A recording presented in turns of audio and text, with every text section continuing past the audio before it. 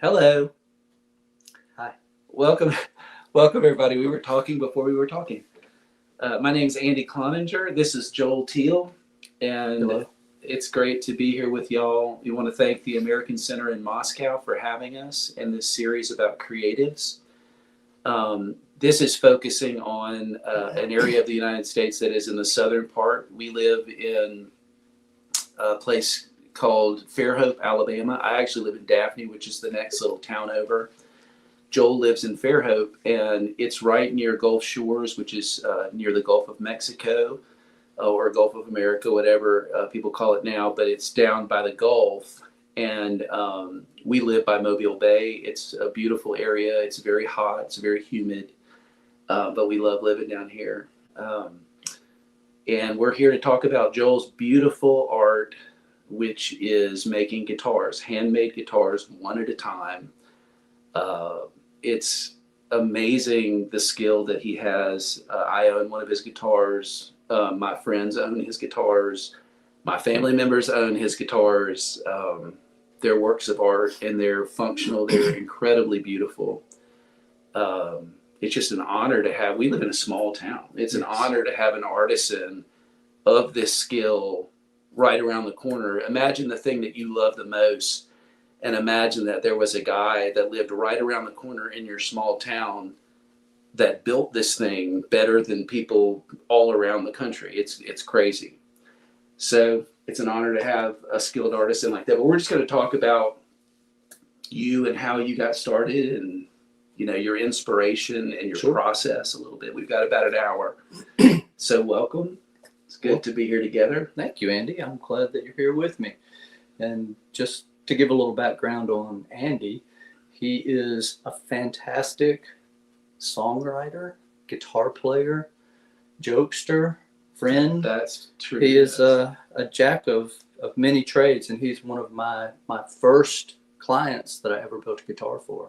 So I'm always honored that someone would want one of my instruments, but I'm doubly honored when that person lives close and I can get the real-time feedback from their enjoyment. I get to hear him play live. He's been over the shop many times playing for me. He's just a great guy. Great. Well, let's start this. Okay. Let's if this was a new Hollywood movie, we would not start at the origin story. We would drop into a dramatic moment. So let's do that. Like, put yourself in a dramatic moment of where you felt like you've encountered a problem with building a guitar that you could not get out of, and you solved it. We'll start like that. So the mark of a good craftsman is that it's not that he doesn't ever make a mistake, because nobody is perfect. There's no perfection of process. The mark of a great craftsman is when you encounter a situation that you were not expecting and a mistake happens, being able to look at it critically and engineer an opportunity for something unexpected, whether it be a design element to cover up something really small that you may not have had the inspiration in other circumstances to consider. So fortunately, there has never been a catastrophic failure in process that I could not recover from.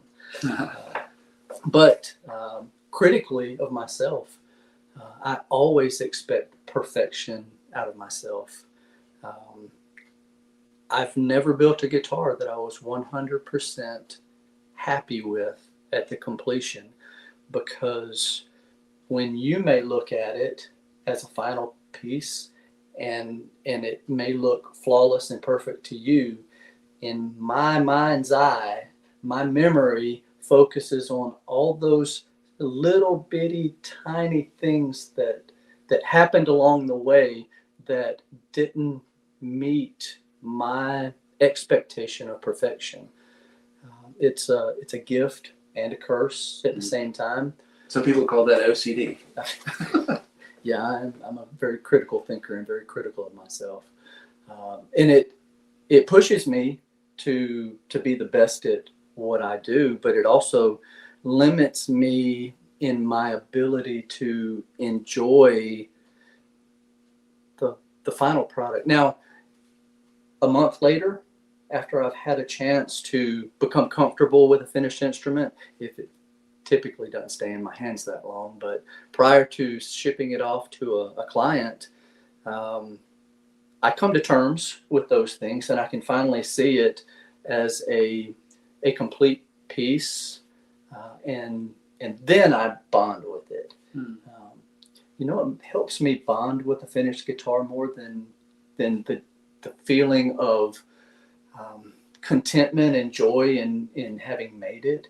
Is putting it in the hands of someone who can play it brilliantly, an artist in their own right, such as yourself. Right. And I get to listen to an artist create their artistry on what I've just finished creating. I tell people that I've made things, I've built things, I've been an artist my entire life. I have drawn, I have painted, I have sculpted, so 2D, 3D. I tell people and express that a guitar is a four-dimensional work of art because it is a sculpture. It is a three-dimensional piece of art, but when I put it in the hands of someone else, then a new form of creation comes out of it, and that's what I call the fourth dimension of building guitars. It's interesting that you say that because my dad was a woodworker, and he always had the highest regard for instrument makers because he always says that there's carpentry, there's finished carpentry, there's cabinet makers, and then there's that fourth dimension. It's building it because you have to take the sonics in. You can't just take the aesthetic in. You've got this whole other, not just, it's 5 dimensions because it's got to play well too. It's got to sound good, but not too much bass. It's just an absolute, you've got to be moving all the elements in your mind all the time. Like how much bass, what do I do to get more bass out of it? What do I do? Explain some of that stuff. Sure, that sonic footprint. I build. Back up a second. I am taught by a man named Stephen J. Sheriff, who builds a line of guitars called Edwinson, which are amazing guitars, beautiful, sound great. He works here in the shop with me ever Great since guy. I've built guitars. He has stood beside me and mentored me from the very first 2 guitars you see hanging on the wall there.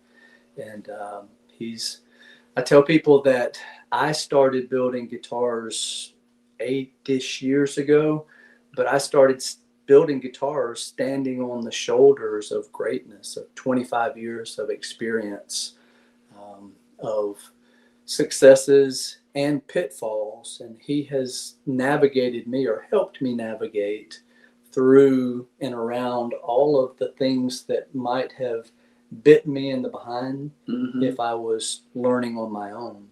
It's like accelerated learning. Yeah, absolutely. It's mentorship, side by side, personal. I call him my Miyagi, and I'm his Danielson. He's very Miyagi-like in his vibe too. I wish he was here with us. We could maybe do another one with him. He's such a cool and interesting person. Steve's a great guy. And allow me 5 or 10 minutes, and I'd like to explain and talk about how I got here. Yeah. And the long journey that it's been. Back when I was in my early 20s, I listened to all kind of music. I've always been drawn to music. Riding around in the car with my mom and dad, I remember the songs that were playing in the early 70s, and I had this emotional connection to music. In the mid 80s, mid to late 80s, I was introduced to the old Windham Hill music label. Man, I love it. As well as Narada music label. I'm not familiar with that. In folk music, the American folk tradition on acoustic guitar that came out of the 60s and the early 70s. I connected with that, but I was more connected to rock and roll, to electric guitar, until I was introduced to the old Windham Hill. Michael Hedges. Like that's Michael what Hedges. I feel like when I play your guitars, that's who should be playing your guitars. It's that articulation and that balance, that sound that he would get. It makes me want to play like, I mean, I could never play like that, but it makes me want to play like that. Michael Hedges was the man. Yeah. Michael Hedges was the one who made me fall in love with the acoustic guitar. And then another friend of mine, Chip Riddlesberger, is the one who planted the seed in my head that people build these things. You could actually, he said, buy a kit guitar. You could buy a Martin kit guitar and build a guitar for a fraction of the price, and it could be your own. And that always stuck in the back of my head. Did you ever do that? I did not. Sometimes I feel like that could be a hindrance to do that kind of, or not as satisfying as I don't know. So if I would have not had the opportunity to begin building under the tutelage of Steve Sheriff, that might have been an option. But I jumped in with both feet. Yeah. Boy, you did. With both hands. Yeah. I like that. But the life happens. I live under the specter of some anxiety. We were talking about when it went live. Yeah. I approach life through a lens of fear and trepidation. And it's not overwhelming, but it has kept me from attempting to do things many times throughout my life because the voice in the back of my head says, you're not good enough. There's no way, it's too complicated. You might as well not try. Yeah. So 25 years blow by. And when I turned 45, which was about 15 years ago, I'll be 60 in a week. Congratulations. I don't know if it's congratulations. Yeah, it is. It's awesome. It beats the alternative. I'm learning at this point in my life that there are many more miles in my rearview mirror than ahead of me and my windshield. Mm-hmm. And it makes me embrace life more closely, and I observe things that are important more, like people. I have a hard time many times in social environments when there's a lot of people around. I much prefer being here in my shop all day long, alone with Steve. Yeah, who also likes being alone. It's like two introverts being extroverted. We can work in the shop all day long and not say two words to one another. Yeah. And then other days we can work all day long in the shop and say a gazillion words. Yeah. And not get much work done. It's kind of strange. So I kind of coasted along. Got married. Went to school. I graduated from the University of Alabama in 1993 at the age of 27. With a degree in what? With a degree in communication. Okay. With a minor in English. I like to think of music as the international language that binds all human beings. But I've always been connected to language, not as just words, but as meanings and interpretations and a way to express the emotions inside that I sometimes don't understand myself. So language is very important to me, being able to express myself well, speaking, writing. Mm-hmm. So musically, when I'm able to put a guitar in someone's hands and hear them expressively in that language of music more so than I'm able to, that it melts me. I'm fascinated with people who can play the guitar like Michael Hedges. Oh yeah. He was, I guess the way that I originally understood his style was new age acoustic. That's what they used to say, new age. Before even they were talking about, there was a whole thing they called new age religion and all that. It was not that. It was a whole before that. Just folk, an advanced formation of the folk tradition is the way that I like to think of it. Second generation folk kind of thing, or third or fourth. Yeah, absolutely. And so I remember I bought all of his CDs. I went and saw him live in Southside in Birmingham. Oh my gosh, I would have loved to see him. Took my Michael Hedges Taproot CD with me Mm-hmm. and waited till the crowd. It was a small.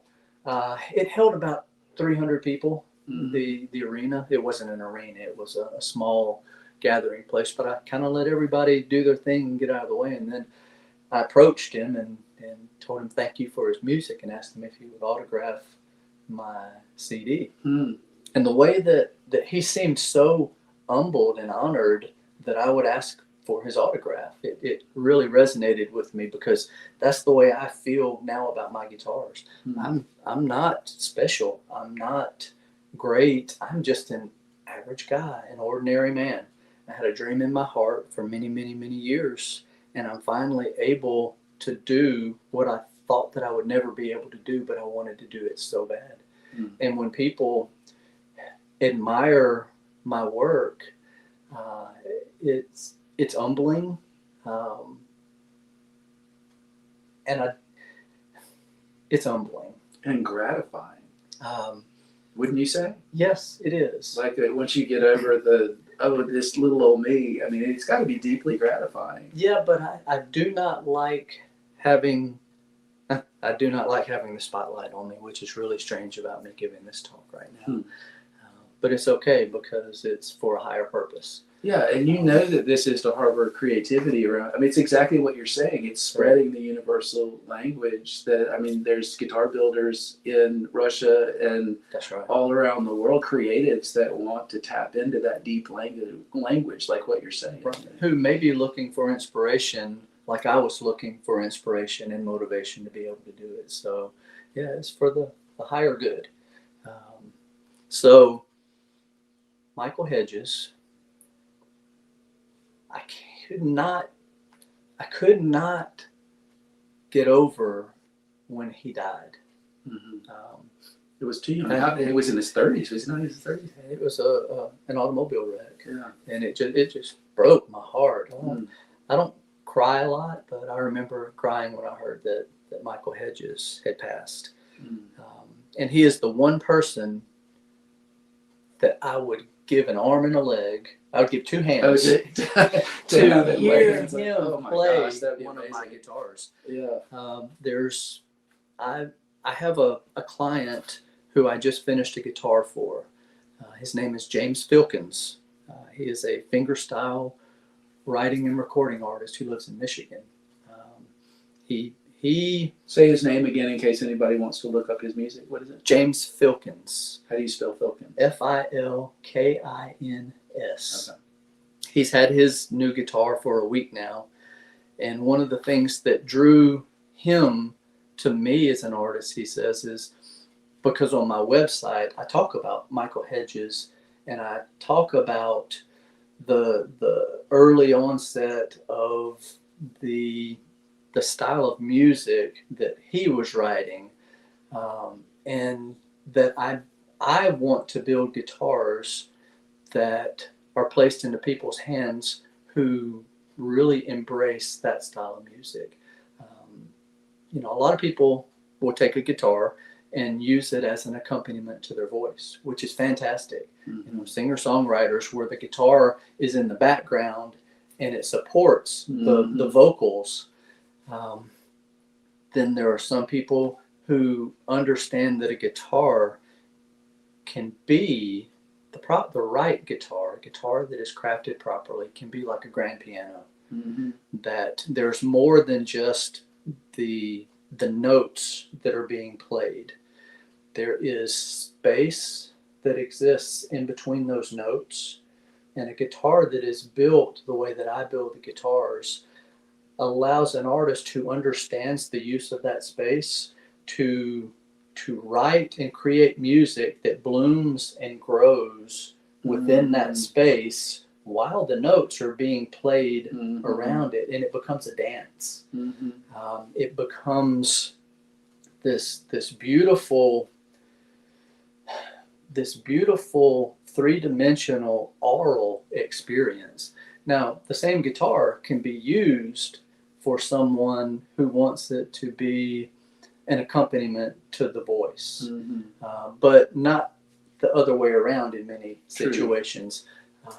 A guitar is not that level and caliber of an instrument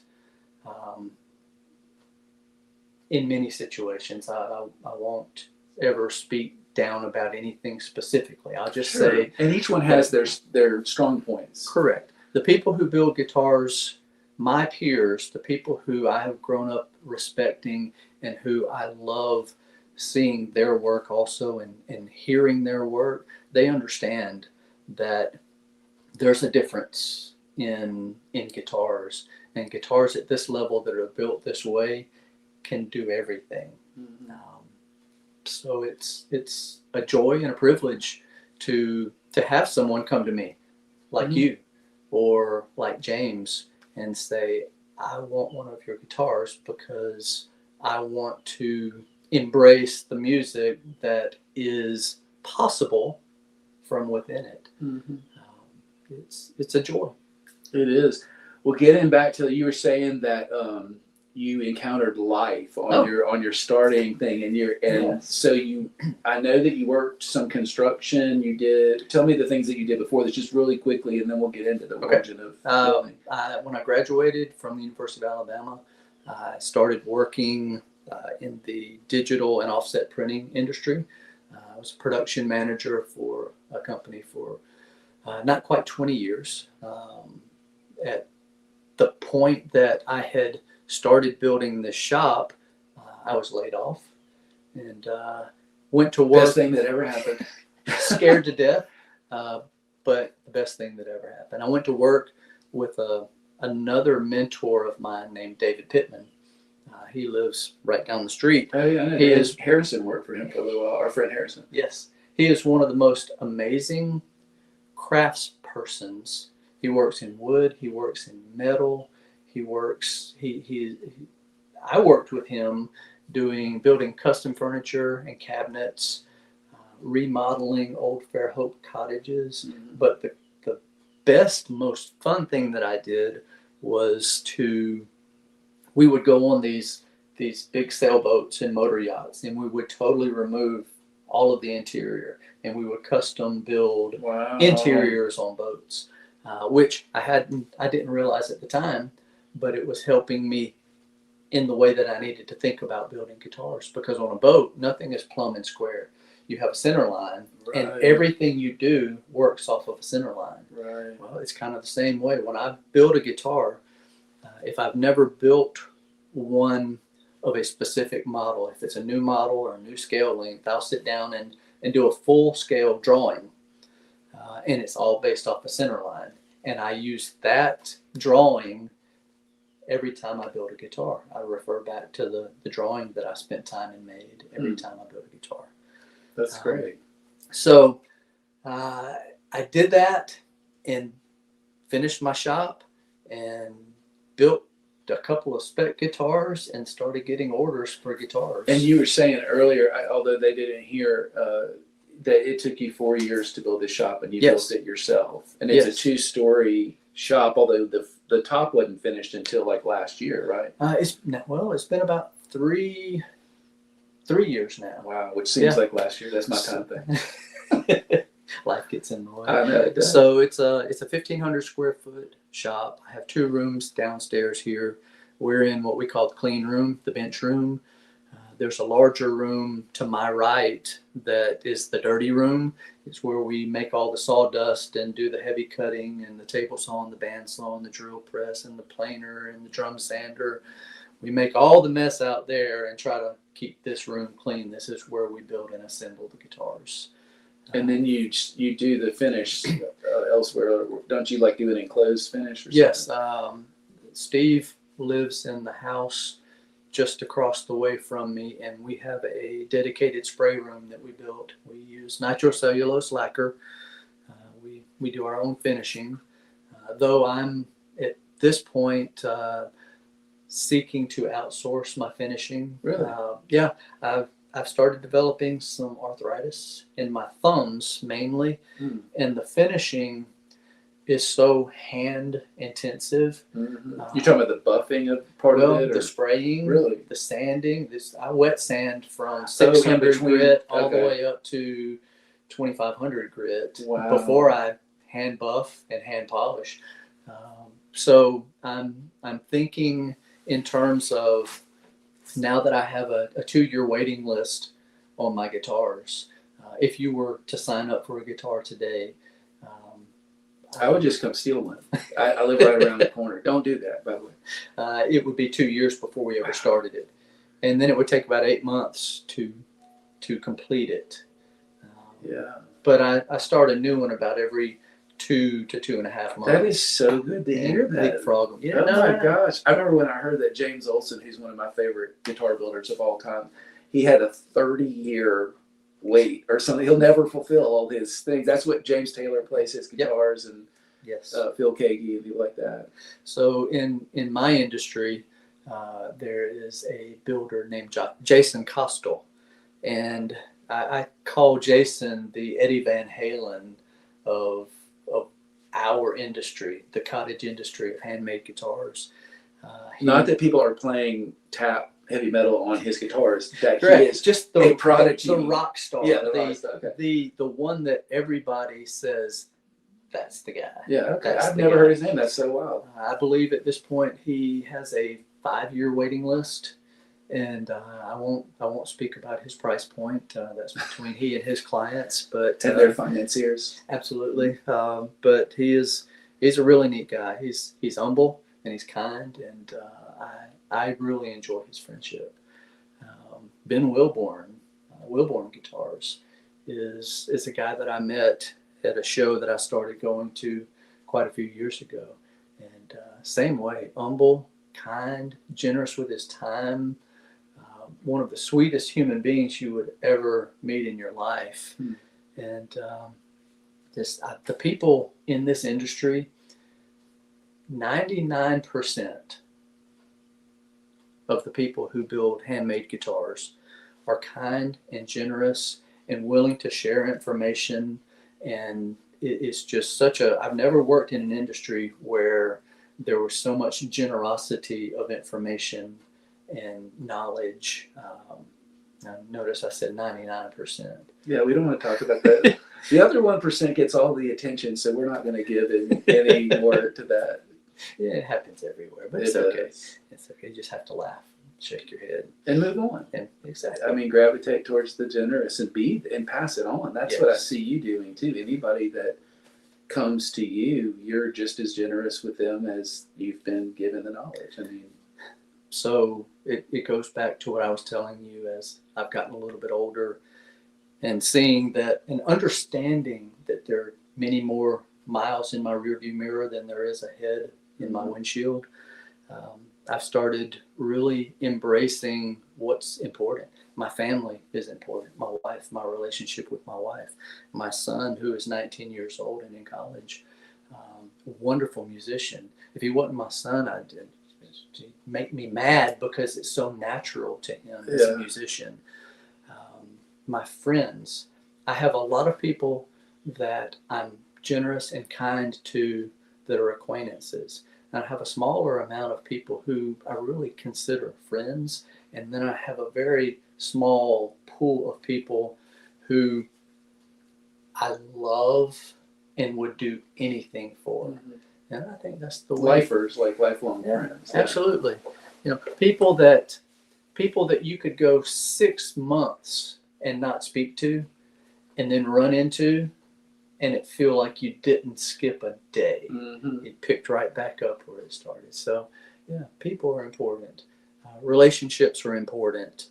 And Mom always had this saying posted on the side of her refrigerator, and I'm probably going to butcher it. But it said, children won't always remember what you said to them, but they will always remember how you made them feel when you said it. Ooh, that's good. So I've taken that and embraced it, and I try to implement that in my life. if I'm talking to you in that moment, no matter what's going on or what my distractions are, I try to make a point to let you know that there's nothing more important in that moment than me spending my time with you and talking with you. People like that. I like to be taught or treated that way. Mm-hmm. It's really important, especially in the landscape of today's society. People are so busy, and people are so focused on what it is they're trying to grab and achieve. And I'm slowing down. Mm-hmm. I'm pulling in to my community of people who I interact with and trying to be kind. Mm-hmm. And it makes a difference. Yeah, well, I can see it. I can see the results of it in my own life and around the people that interact with you. Okay, we've talked a lot about relationships, because they're important to us, but let's drill down on some specific guitar building things. Basically, one thing that I'm interested in knowing personally is you started with an aesthetic and you've kind of changed the aesthetic, the headstock and stuff like that, because I know you were, first, I guess let's stay linear and say, building those first two guitars, what were you going for? Did you know what you were going for? How much did Steve inform those decisions? Because you didn't build them like him, but they were informed by his leadership. Like, just a little bit about that, and then we'll kind of talk about the progression. Okay. When I stepped into building, it was from a perspective of tradition.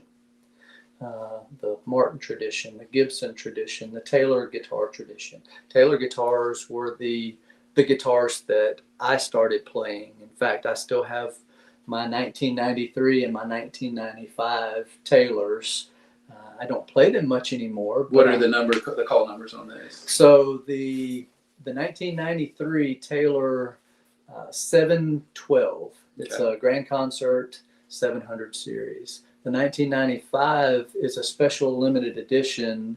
That's the one that they did blue purfling on one and red on the other. Yeah, it's when they introduced the Grand Auditorium body style. Yeah, it's more in the dreadnought size. Yeah, more of a dreadnought size, but with a tighter curvaceous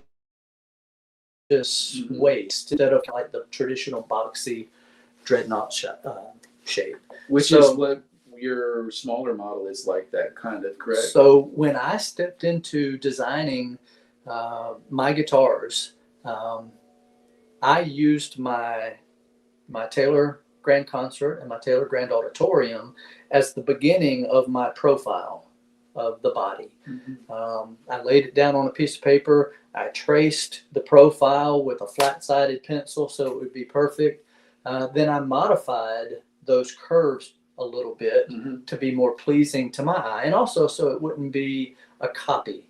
You know, there's not a lot of difference that you can do in certain size or any size acoustic guitar. So any modification in the body shape is standing out. I also used a traditional paddle-shaped headstock, which later, like a Martin or something like that. Like a Martin.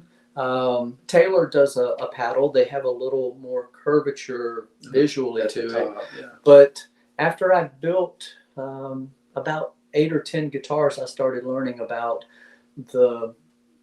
the idea and the function of straight string pull across the nut to the tuning mechanisms. Paddle style headstock, the strings cross the nut and they flare out to the bass and the treble side of the headstock. And we'll get a little visual here. These are, which one is the first one that you built? This or this? The one on your right. Okay. So this was the first one, which I love this guitar. I've tried to buy this guitar. Sentimentally, he won't share it. This is a paddle headstock with the 3 tuners on each side. And it's dusty.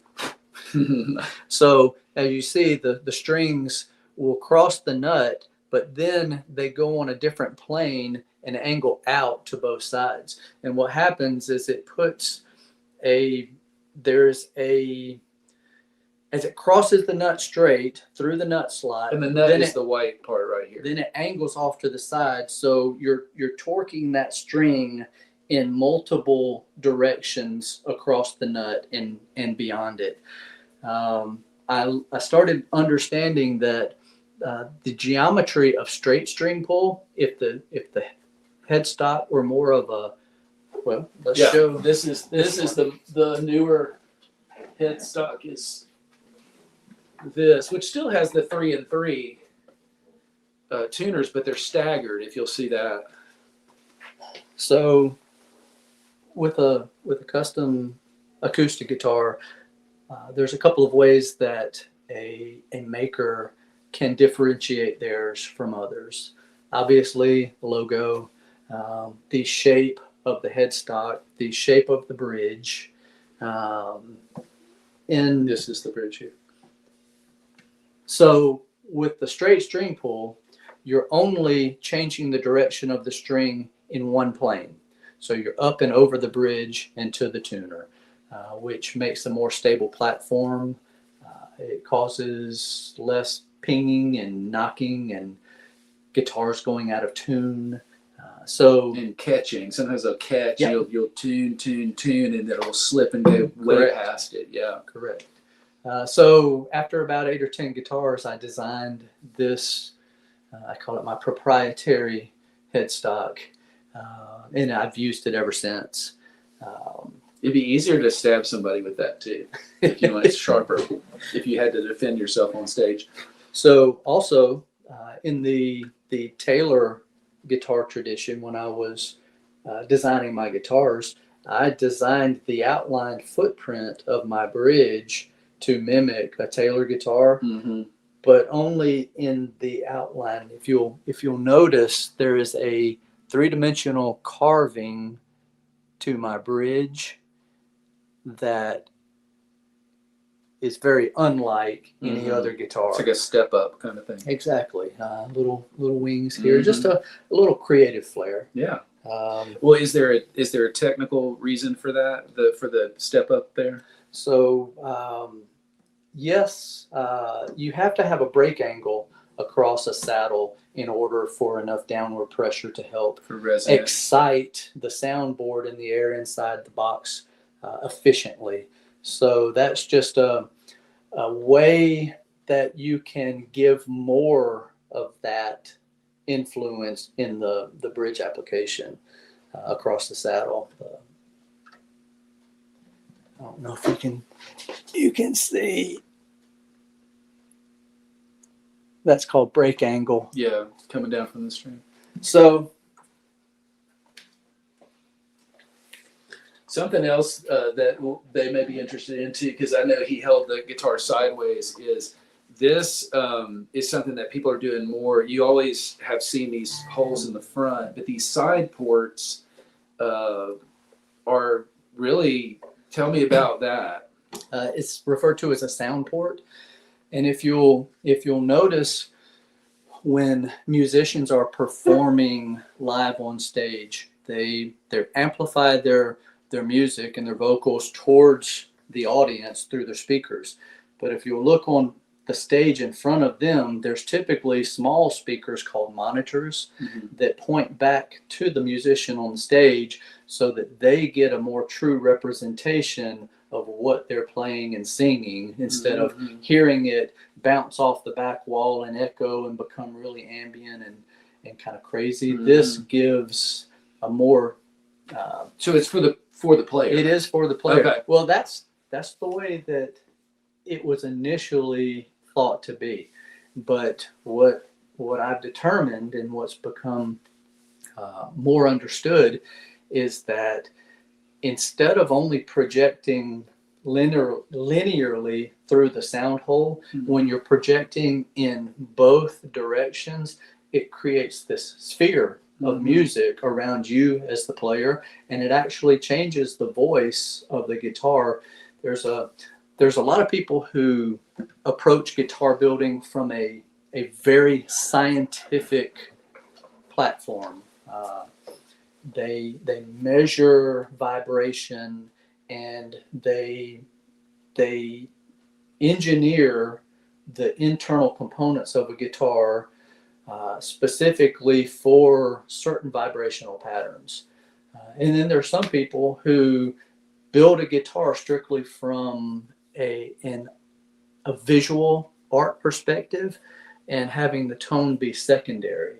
I kind of like to think that I approach it from both aspects. I'm very aware of the voice of a guitar, the tonal bloom of a guitar from bass through mid through treble, the entire.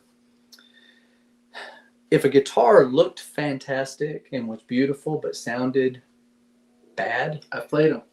Yeah, I played them once, never played them again. I would rather have a guitar that is ugly, that has a beautiful voice, than to play a guitar that is beautiful but has a horrible, ugly voice. And to have both. That is my goal, is to create a beautiful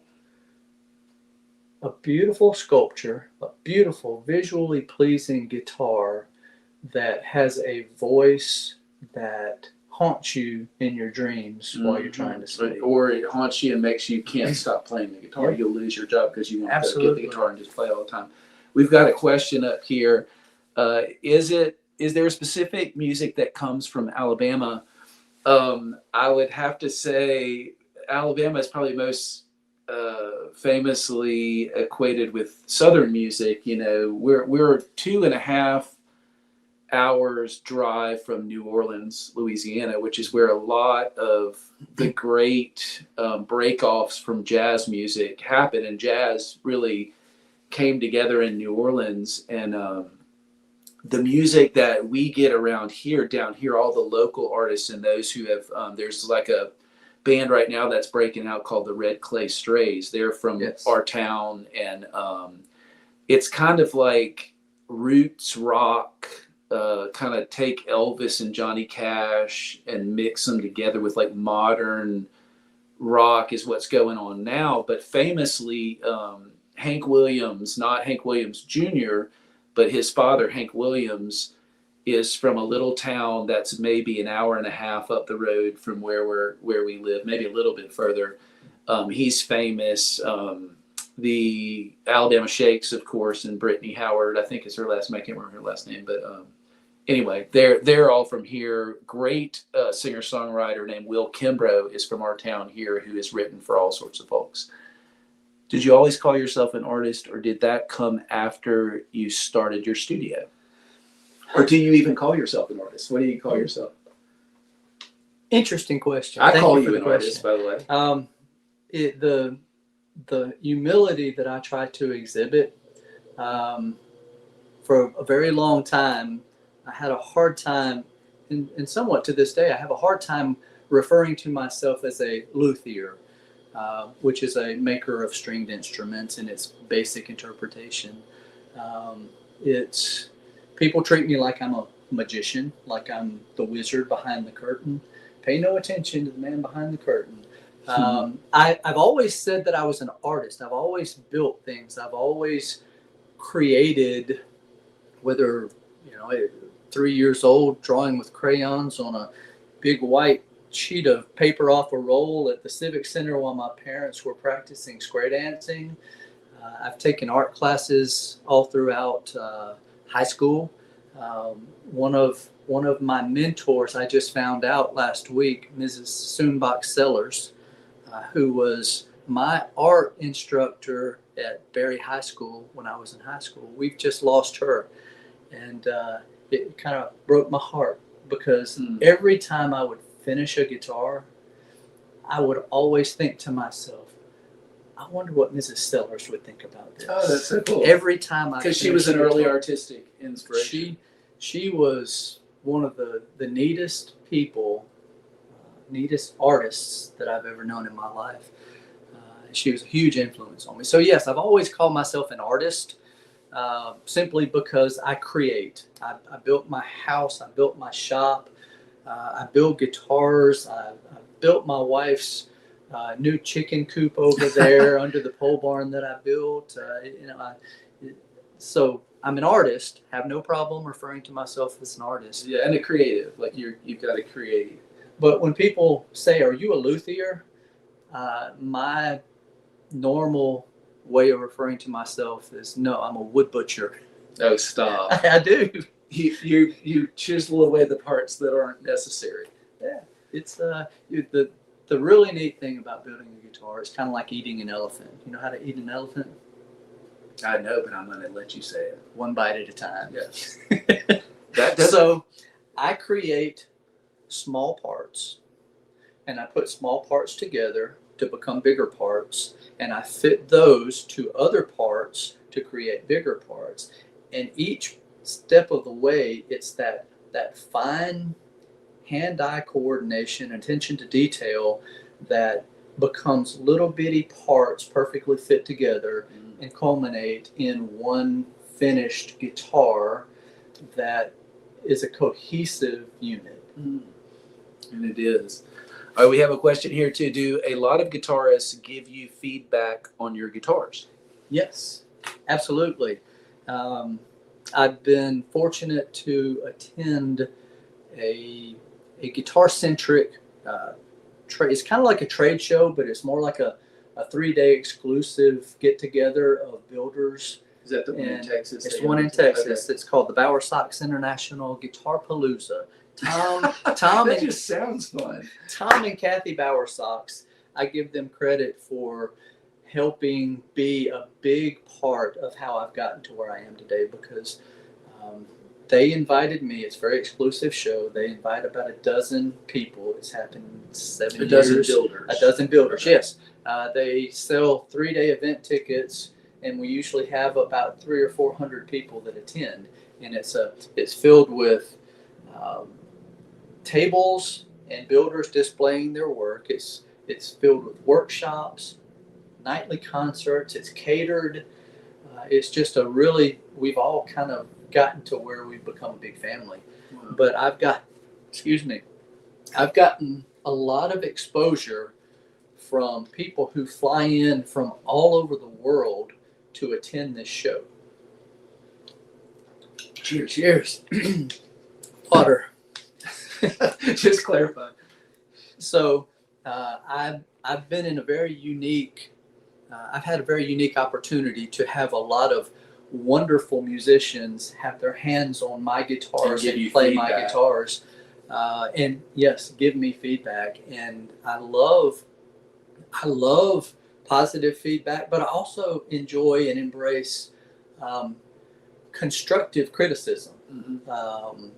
And so there's a time and a place for everything. And I'm not perfect in what I do, and I always when I have a client commission a guitar, we have long dialogue before we ever start. What woods are we going to use? What model are we going to build? What is the scale length going to be? What is the nut width going to be? What is the string spread going to be at the saddle? We get a game plan, and I ask them what they're looking for in the tone, because I can not only sculpt a guitar visually, but I can also sculpt the tone based on the body size we choose, based on the way that it is braced underneath the soundboard. That's the engine of the guitar. Is the soundboard. Woods and stuff. Yeah, I use spruce or redwood or red cedar, depending on what they want audibly. I can choose different species of wood to brace the soundboard with. I love using redwood. Redwood is a fantastic wood. That's what I had on my guitar. He uses a redwood that's taken out of the beams of an old tunnel in California. There's an old rail line in southern Oregon running into northern California called the Siskiyou Line, and it was built in the mid 1800s. The line navigates down a mountain range in southern Oregon, and so they had to wind it back and forth because of the grade of the mountain. And so there's quite a few tunnels, short tunnels for the most part, that go through the mountain. And they took the old growth redwood trees back in the mid 1800s, cut big support beams, and that's what they supported the train tunnel with. They're redoing some of the tunnels, and there's some neat stories about one of the tunnels. We won't go into that right now. But there's a really neat person who has gone and scavenged these old beams and cut them up into guitar soundboard plates. And they sound fantastic. So it's reclaimed redwood, old growth redwood from probably 500, 600, 700, 800-year-old redwood trees that were standing in Southern Oregon, very close to where they were when they were building the tunnel system. So it was. It's like pre-aging your wood for you. You know, they did the work for you. Absolutely. All right, we have some more questions. For a musician ordering a custom guitar for the first time, what are the most helpful things they can tell you to get the right instrument? My first question would be, what is your style of playing?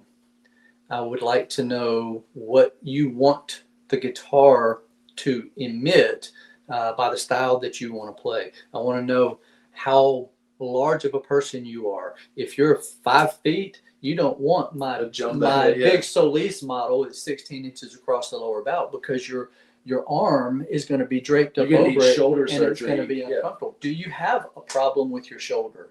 You know, even a larger stature person, if you have a shoulder issue, let me put you in a smaller guitar. And the bevel too. Yeah, the arm bevel is a comfort feature which really helps. It makes the larger guitar feel a little bit smaller. I would want to know aesthetically, what kind of woods do you like? I would show you a lot of examples. Some people want a rosewood-esque guitar, which is very, very dense and very chimey, as opposed to a mahogany, which is a little more mellow, and a little more rich. You know, what are you playing? Modern finger style. You have big fingers. Do you need a little bit more distance and space between the strings where you're fretting? My standard nut width is 1 3/4. And Scott, our friend Scott Wigley, who ordered one of your guitars, he got narrower, right? Yes, he always gets narrower because he likes the strings to be tighter together. Correct. What about your right hand? Are you playing finger style? Do you need a little more space? Or do we need to increase the string spread a little bit at the saddle? Those would be the basic questions that I would want to know about you prior to us deciding what kind of guitar would best suit you. And some people don't care. Some people, it's all about the looks. Yeah, I want a Brazilian rosewood with an Adirondack spruce soundboard, and I want a full abalone treatment around it. And it's kind of like what Steve Jobs used to say, is that the customer doesn't really always know what they want, so you have to kind of help guide them to the place where they knew what they want before they knew it, kind of thing. It makes sense, yes. Yeah, absolutely. So a good guitar builder would be able to ask the right questions to kind of guide you into knowing what you want, because you already know it, but sometimes you don't know how to put the words to it. All right, we've got another question here. What parts of the guitar making process still feel the most magical to you? Oh, that's a great question. Even after doing it for years. I love sculpting the neck. And you do it by hand. A lot of people don't. They order necks. I was doing it yesterday. I enjoy the mess out of sculpting a neck. And this is one you're working on now. So, where's a neck block? I will show you a neck block, but I don't want to have one available. So, all of this Hold that up so they can see right there. All of the neck before I start is just a rectangular block. I've already fitted the heel to the body. The volute is not yet carved, the headstock. This part is finished and the connection here is finished. But from the heel through the profile of the neck and into the volute is absolutely zen-like for me. I take multiple days to do it because I want it, there's a certain way that I want it to feel from here all the way up to here.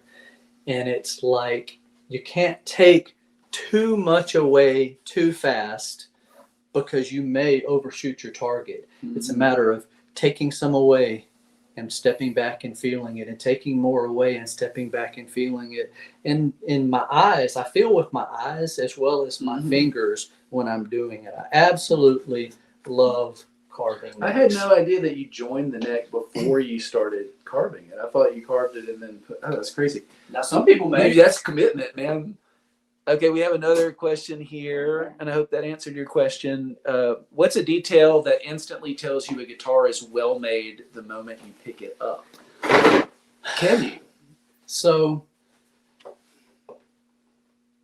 I don't know about well made instantly, but a proper setup on the strings, the height of the strings off of the fretboard, especially at the nut where you're fretting, and then even down here at the top end or the bottom end of the fretboard, a properly set up guitar. You can't take every guitar and do a proper setup, because the plane of the fretboard and the frets has to be perfect. So I spend a lot of time once my guitar is finished and assembled. There is this, what we call the fretwork. I level the frets. After having leveled the fretboard before I put the frets in, I re-level the frets, I dress all the frets, I crown the frets. Then there's the geometry of the strings of a guitar. Well, you have one platform, which is your nut, and you have the other platform, which is your saddle. You want the strings low enough where they're comfortable to play, but not so low that when you strum, it's going to vibrate and buzz on the frets. You can't take it all off there are people that say you adjust your truss rod, then you adjust the height of your saddle, then you adjust the height of your nut.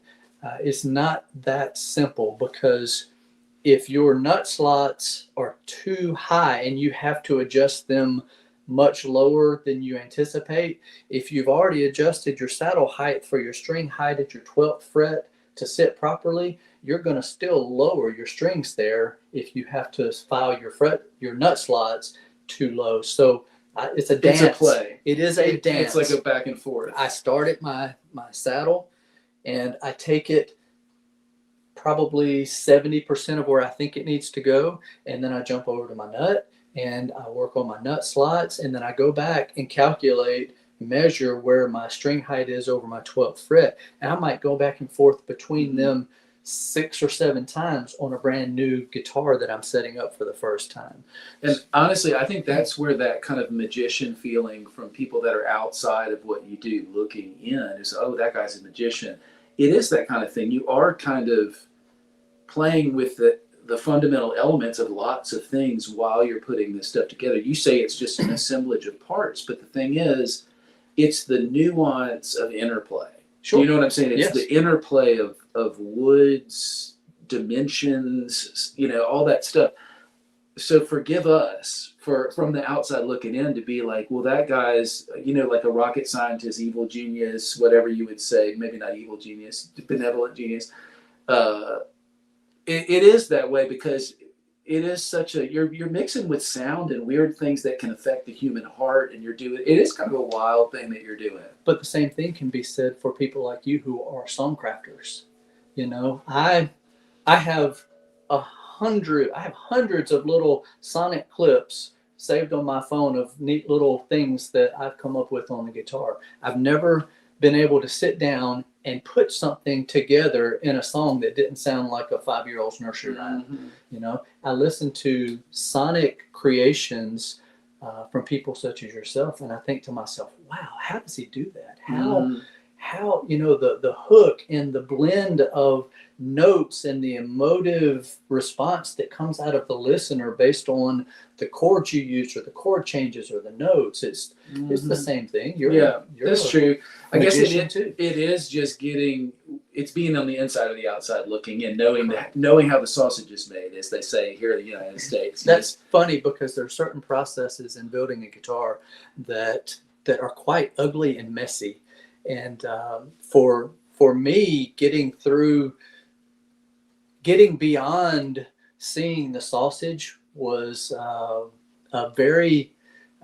it took me a long time, and I still don't show photos to my clients of certain parts of the build because I That don't would want upset I them. don't want them to see the sausage. Yeah. You know, I want them. It's the same way that I was saying earlier. When I see a finished guitar, I can't focus on the overall beauty because my eye and my memory is focused in on those little bitty minute details that didn't turn out exactly the way that I wanted them to. Yeah. So yeah, you don't see the sausage. Well, it's the right here. same like when someone's working on your car. A lot of times they'll be banging with a mallet, Ooh. with a metal mallet. You don't want to see that. You just want the car to be fixed when you get it.